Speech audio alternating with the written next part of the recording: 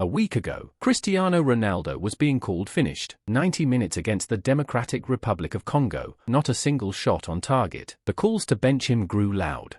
A week later, in Houston, the 41-year-old flipped the entire story in one game. 2 goals, and a record no one in history had ever set. When the final whistle blew, he stared straight down the camera and shouted, in English, "I'm back."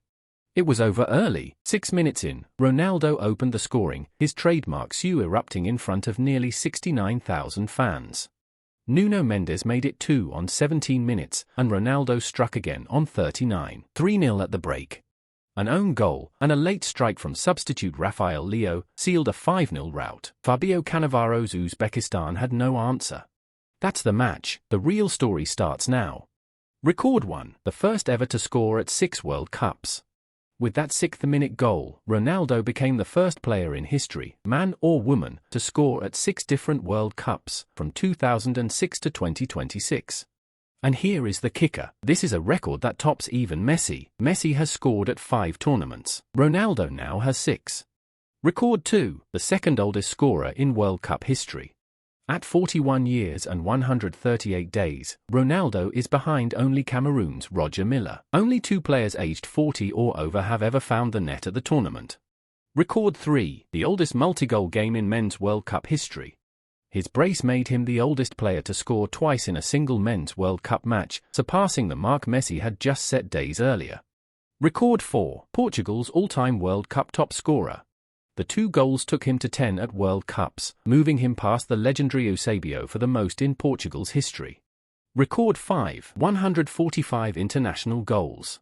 They were his 144th and 145th for Portugal. Already the all-time leading scorer in men's international football, he stretched his lead over second-placed Messi to a staggering 23. And above all, this single game ended a goal drought at major tournaments that had stretched 10 games and more than 5 years. So how did the world answer? This is where it gets interesting. First, Ronaldo himself. After the match, the weight of the previous 7 days was right there in his words. "I can say it was a very tough week, a difficult week, where public opinion was very harsh, on all the players, but especially on me and the coach.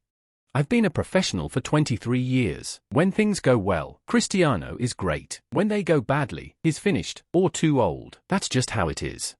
Even so, he put the team first. It's always nice to break records, but my goal is to help the national team achieve its objectives."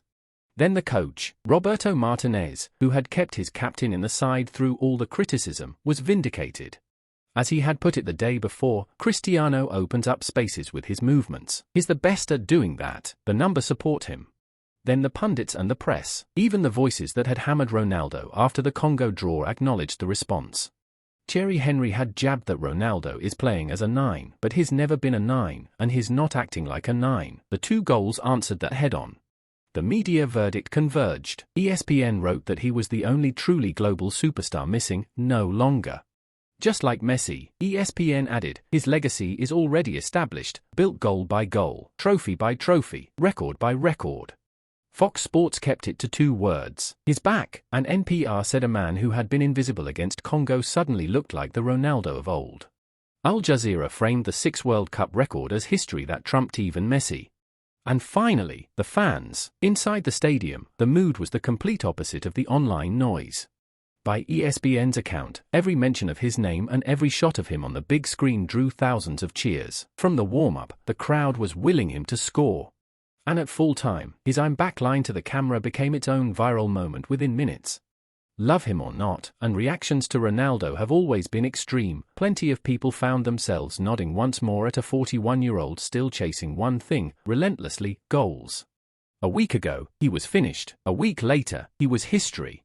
The real tests, of course, start now. Portugal sit top of Group K on 4 points, and Saturday's finale against Colombia will decide who wins the group. But for one night, Ronaldo answered every question the only way he ever has, not with words, but with goals. And with 2 of them, straight down the camera, "I'm back."